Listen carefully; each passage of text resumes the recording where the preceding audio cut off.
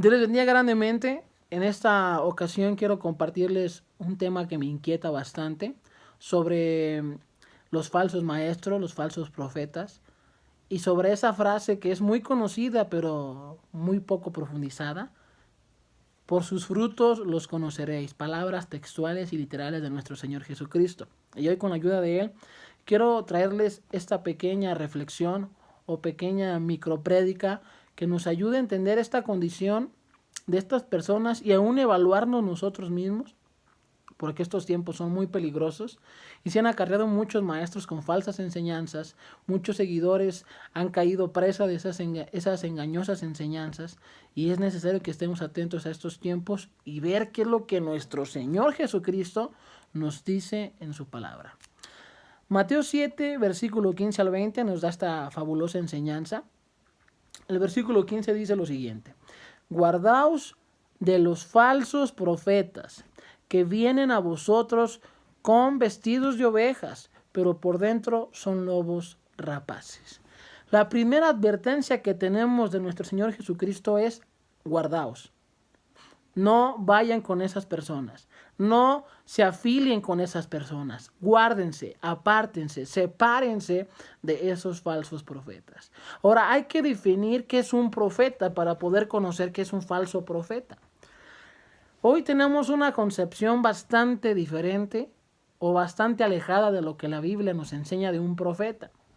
Un profeta, dentro del marco escritural, aún dentro del Antiguo Testamento, era una persona, un enviado de Dios que comunicaba la palabra de Dios. Podemos leer en Ezequías, en Daniel: y vino palabra de Dios a Ezequías, y vino palabra de Dios a Ezequiel, vino palabra de Dios a Daniel, vino palabra, y estos eran fieles en llevar la palabra de Dios al pueblo. Dentro del Nuevo Testamento, técnicamente o teológicamente hablando, es una persona que comunica la palabra de Dios fielmente, que ya fue revelada. Ya no puede haber una nueva revelación, porque el canon bíblico ya se cerró. Y aparte tenemos la palabra profética más segura, así como dice el apóstol Pedro.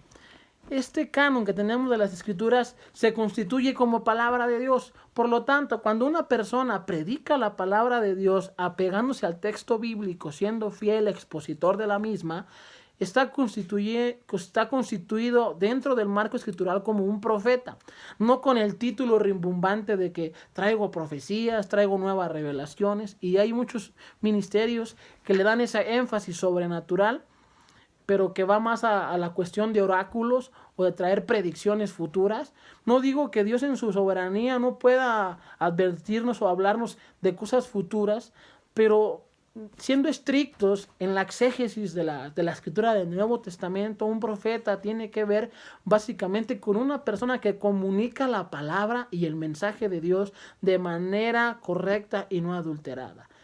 Aquí ya sale por implicación lo que es un falso maestro.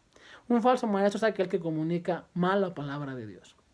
Aquel que de manera intencionada tuerce las escrituras, que de manera intencionada las modifica de tal manera de sacar un beneficio. Yo debo hacer un paréntesis aquí. Hay personas que, por su falta de adiestramiento en la escritura, por su falta de diligencia, pueden equivocarse en alguna interpretación, pueden decir una cosa que vaya contraria inclusive a la palabra, pero tampoco no podemos juzgarlos de que ya son un falso maestro, ya es un falso profeta. No tenemos que ser tan severos en esta cuestión, porque estamos latentes a caer en el error.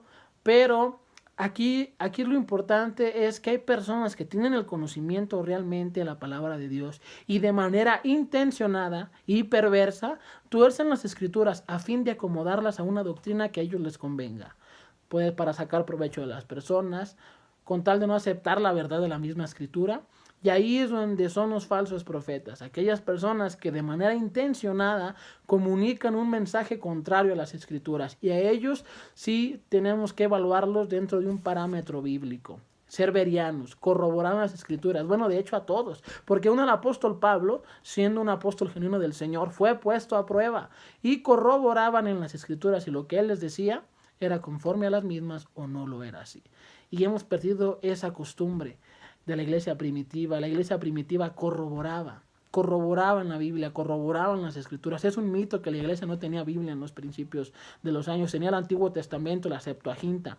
Y antes, como se estaba gestando el Nuevo Testamento, pues su texto básico era el Antiguo Testamento. Siempre el pueblo de Dios ha tenido estos documentos que son la máxima fuente de autoridad y la máxima fuente fidedigna, que es la palabra de Dios. Entonces, básicamente, un falso profeta es aquel que comunica la palabra de Dios de manera errónea, intencionada para torcerlas. Y agrega el versículo 15, que vienen a vosotros como vestidos de ovejas, pero por dentro son lobos rapaces. También Pablo nos advirtió de los últimos tiempos que tendrían apariencia de piedad, pero negarían la eficacia de la misma. Ellos se ven bonitos por fuera, pero realmente por dentro su condición es una condición no regenerada. Es una condición perversa y mala. Jesús los llamó de manera muy severa, son sepulcros blanqueados, muchos de ellos, porque muchos de ellos eran fariseos, enseñaban la palabra, pero lo hacían con una mala doctrina, con una mala intención. Y eso es lo que es básicamente un falso profeta, aquella persona que deliberadamente engaña a sus seguidores. Y ahí es donde tenemos que tener un clic, porque Jesús nos dijo guardaos, o sea, ponte atento porque llegarán personas así. Y tú tienes que huir de ellos, huir por tu propia vida, por tu propia alma, por tu propia condición espiritual. Versículo 16, aquí viene la frase tan conocida, por sus frutos los conoceréis. ¿Acaso se recogen uvas de los espinos o higos de los abrojos? Todo lo que es el versículo 16 al 18 tiene que ver con la condición de las personas. Si tú eres regenerado o no regenerado. Porque Jesús nos dice, por sus frutos los conoceréis. ¿Y qué es el fruto del Espíritu Santo? ¿O qué es el fruto de un genuino creyente? Gálatas 5, 22 y 23 claramente nos dice lo que es el fruto del Espíritu de Dios. 5:22 Gálatas nos dice, mas el fruto del Espíritu es amor. La supremacía del amor. Si esta persona enseña con amor, con gozo, con paz, con paciencia, benignidad, bondad, fe, mansedumbre, templanza. Este fruto es algo que se ve sí o sí, o se tiene que ver sí o sí en un creyente genuino. Claro, estamos en una lucha de seguir en la santificación progresiva, de seguir siendo más semejantes a Cristo, pero es totalmente inequívoco cuando una persona conoce de Cristo, definitivamente es otra persona. Definitivamente su condición, su inclinación ha cambiado. Aunque sigue batallando en ciertas cuestiones, pero realmente su condición ha cambiado. Y vemos que la supremacía del Espíritu es el amor. Jesús dijo que en esto se resumía la ley y los profetas, en amar al Señor, amar al prójimo y amarnos a nosotros mismos. Por lo tanto, el amor es algo característico de una persona nacida de nuevo. Aquí está la condición de una persona que nace de nuevo. Ahora, otra cosa muy importante. Los falsos maestros básicamente son falsos maestros aparte de sus malas intenciones, porque son personas no regeneradas, no nacidas de nuevo. Porque obviamente, como es un árbol malo, como dice el Señor Jesucristo, ¿cómo se puede esperar un fruto bueno de un árbol malo? Pues son personas que tienen esa inclinación perversa. Por ello, un buen maestro, un buen profeta, es una persona que ha sufrido un cambio de corazón. Es el amor, es el gozo. Hoy vemos también muchas personas amargadísimas que sueltan todo su veneno, toda su ira, y realmente eso no puede venir de Dios cuando está divorciada de su palabra y del carácter de un cristiano. Paz. Esa persona transmite paz cuando enseña. Se ve la paz de Dios en su vida. Transmite paz a sus oyentes. Tenemos que tener ese discernimiento. Paciencia, otra virtud muy importante, la paciencia a la hora de enseñar, de instruir. Hoy hay mucha intolerancia, mucho veneno en las redes sociales de esos maestros, de esa falsa apología que ha generado que muchas personas no regeneradas se sientan cristianos, y es muy triste la situación en la cual estamos viviendo. Benignidad, esa bondad innata que ya Dios te impregna cuando tú naces de nuevo, bondad, esa conciencia limpia, esa buena intención de hacer las cosas, fe, mansedumbre y templanza. Tiene que ver con el carácter más que nada, todas las cuestiones del fruto del Espíritu. Dice, contra tales cosas no hay ley. Ahí es donde tenemos que hablarlo también a nosotros mismos, así como dijo Pablo, pruébese a sí mismos si estáis en la fe. Y aquí te das cuenta, si tú ya cambiaste y estás en esa lucha progresiva de ser una persona cada día más semejante a Jesús, o sigues en tus concupiscencias y pecados, nomás te creció la cabeza de conocimiento, pero realmente no hubo un cambio de corazón. Ahí también tenemos que tener ese cuidado con nosotros mismos y con aquellos que nos enseñan. Ser muy perspicaces. Por eso dice la palabra de Dios y Jesucristo: por sus frutos los conoceréis y hasta tú te conoceréis. Versículo 7. Así todo buen árbol da frutos, da buenos frutos, pero el árbol malo da frutos malos. Lo que les decía, la condición de una persona mala no puede hacer cosas buenas. Y aquí es donde yo enseño reiteradamente que la salvación es por fe, por gracia, mediante la fe y el arrepentimiento en Cristo Jesús. ¿Por qué?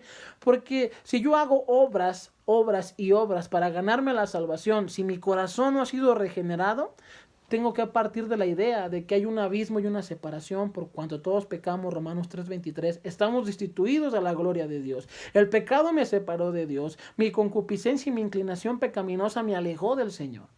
Por más de que yo haga obras para llegar a Dios, no voy a poder porque mi inclinación sigue siendo mala. A menos que yo no sufra un nuevo nacimiento, el cual Jesucristo le predicó a Nicodemo, únicamente para poder heredar el reino de los cielos es mediante el nuevo nacimiento. Muchos dicen, ay, qué fundamentalista. Jesús lo enseñó. Únicamente la persona que es salva o que puede tener vida eterna es una persona que ha nacido de nuevo. Una persona que no ha nacido de nuevo no puede ganarse el favor de Dios ni la salvación. ¿Por qué? Porque no hay mérito humano que pueda llegar a Dios por la separación abismal del pecado. Es por eso ahí que Cristo vino a morir por nosotros, a pagar esa deuda de reconciliación, como dijo Pablo en Timoteo. Es el único mediador el cual nos puede llevar a Dios. Y ese mediador tiene que tener dos características: que sea hombre semejante a nosotros y que sea Dios, para que también pueda hacer ese puente hacia el Señor.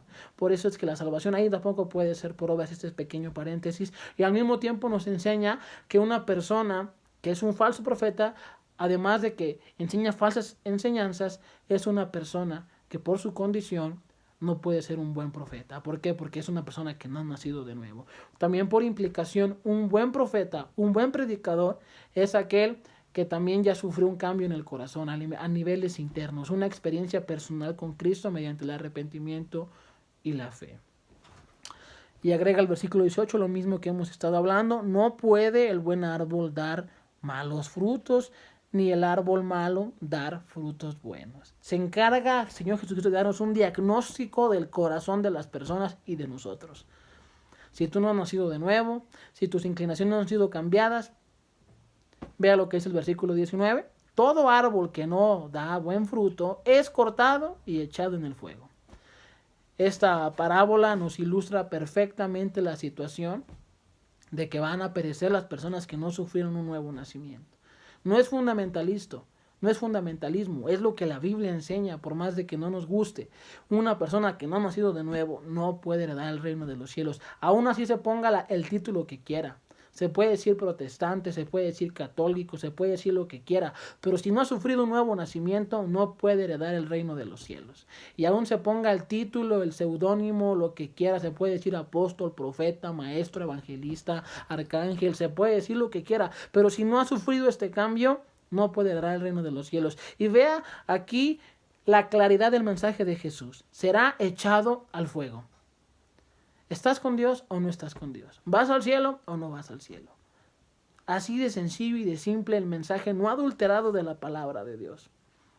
Por eso, al mismo tiempo de que nos invita en este pasaje el Señor Jesucristo a evaluar a los falsos maestros y alejarnos y a guardarnos de ellos y a tener cuidado, también nos da un diagnóstico de ellos y de nosotros mismos. A ver, ¿estás en la fe o no estás en la fe? Y culmina nuevamente con esta frase tan conocida, versículo 20: así que por sus frutos los conoceréis. Esta frase debe calar en nuestro corazón. Estoy dando fruto como genuino cristiano.